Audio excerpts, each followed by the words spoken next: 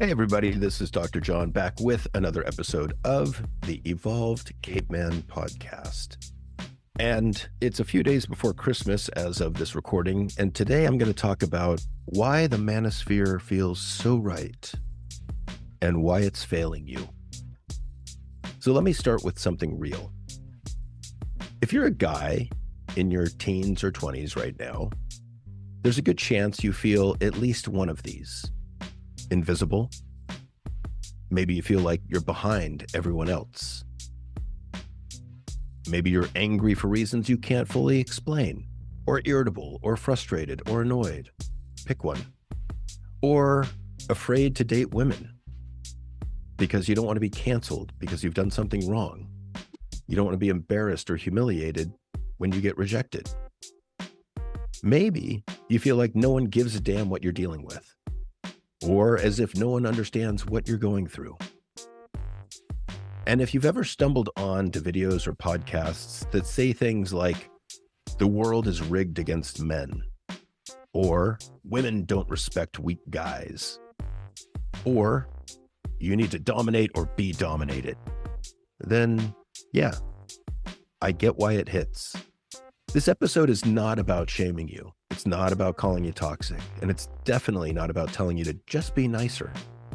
This episode is why those messages from the Manosphere feel good, and why long-term, they quietly and slowly screw you over. I know, because I've seen the future for you. I've worked with men for 30 years. I've seen the damage this stuff does when you get into a relationship. Because here's the truth nobody tells you. Most of the Manosphere isn't about becoming strong. It's about never having to feel certain, uncomfortable emotions. And that comes at a cost. The cost of connection. So let's discuss why this Manosphere feels so good. All right, let's be honest. The Manosphere didn't win because it's smart. It won because it does three things really well. Number one, it sees your pain. It says, you're not crazy, you're not weak. Something is actually wrong, but it's not you. And that alone is powerful because a lot of guys feel ignored everywhere else. Number two, it gives you a villain, a bad guy. Women, society, feminism, trans people, immigrants, beta males. When you're frustrated, angry, and confused, blame feels like clarity. Number three, it gives you a sense of control. Money, muscles, status, sexual dominance. It says, do this and you'll never feel powerless again. And that's the hook. But here's the part nobody talks about. None of this actually fixes the thing underneath. Because wherever you go, there you are. You can't run faster than yourself. You can't run away from your own mind. You can't escape your own emotions. This is the emotional trap. So let me say something that most men never hear. Anger isn't your real problem. Let me repeat that. Anger is not your real problem. Anger's merely your top layer of emotion. It's the one you're most familiar with. It's the one that's most often modeled for us. Got a problem with a guy? Fight him. Trouble with your girlfriend? Get pissed off. Difficulties at home? Yell and scream. Now, it could also be turning the anger inward and getting sullen and withdrawn and stonewalling and disconnecting. That's another possibility. You can internalize anger or externalize it. Regardless, under anger, there's usually some other, if not always, some other emotion like shame. Something's wrong with me. I'm not worthy of having a girlfriend. Or fear. I'll never be good enough, big enough, strong enough, good looking enough, tough enough. Grief.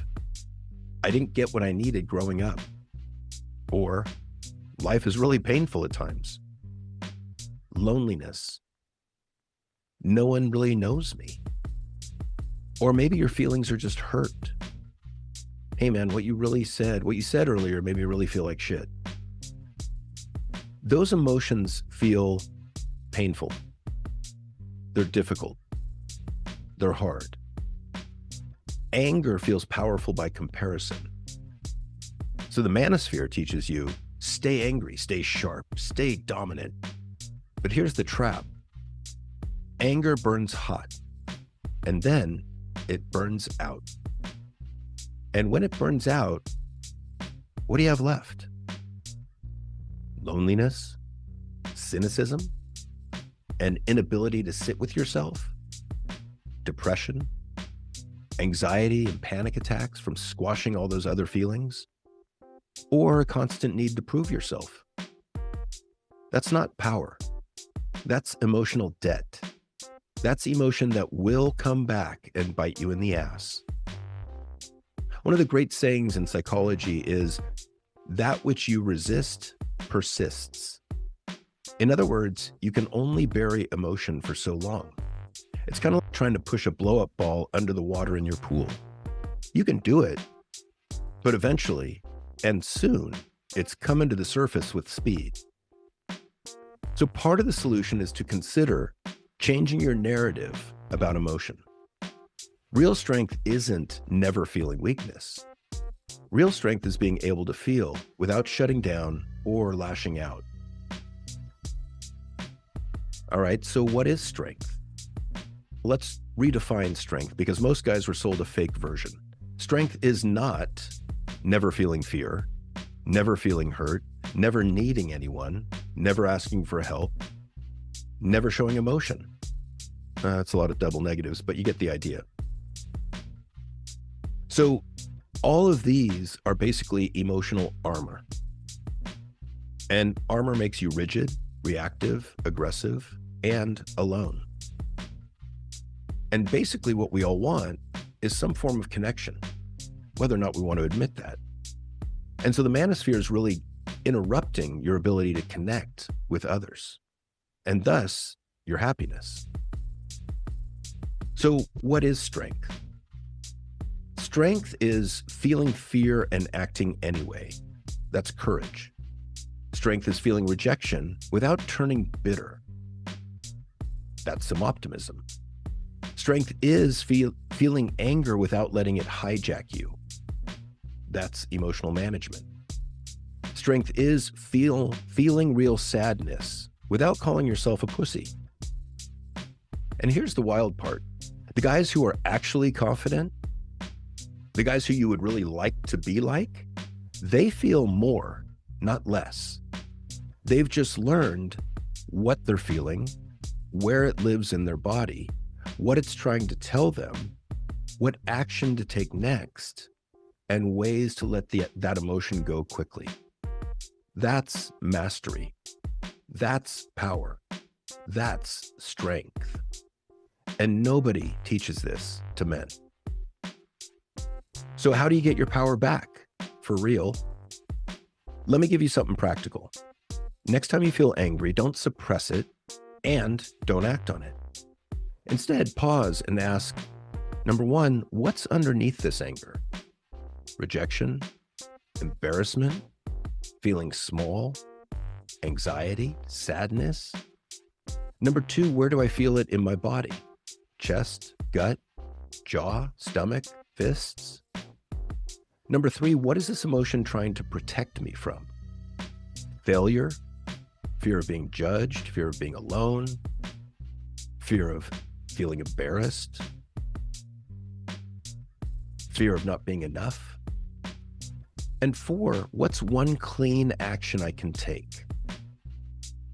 You could go to the gym, you can study, you could speak up assertively, you can rest, you can ask for help, you could set a boundary, you could take a nap, you could eat, maybe you're hungry. That's emotional strength training. You don't just react to the emotion, you respond thoughtfully, you respond intentionally, you respond maturely. You get the message that the emotion's trying to send, and you speak to it. You don't scream it out and attack somebody. And just the same way you wouldn't expect to deadlift 400 pounds without practice, you don't master the deadlift by pretending the gym doesn't exist, just as you don't master emotions by pretending you don't have them. So in closing, here's a different path. You don't need to dominate anyone to matter. You don't need to hate women to be strong. You don't need to numb yourself with anger to survive. You don't need to attack weaker groups to feel better about yourself. You need skill, brotherhood, purpose, and emotional mastery. The Manosphere isn't evil. It's incomplete. It's insufficient. It teaches power without wisdom, anger without resolution, control without self-knowledge, and confidence without depth. And that's why it ultimately fails the men who follow it. If you want real strength, the kind that lasts, learn to work with what you feel instead of running away from it. Because you can't change what you don't feel. So if this hit, sit with it, consider it, play around with the ideas here. And if you want more tools like this, real ones, stick around. Because if you truly want to learn how to up-level your life towards greater success and happiness, spend some time with me, the Evolved Caveman. You'll learn some valuable skills to propel you in the right direction, morally, emotionally, relationally, and physically. And you'll be happier that you did. So if you like this episode, please feel free to like, rate, review, and share it with someone else that needs it. And until next time, this is Dr. John, signing off.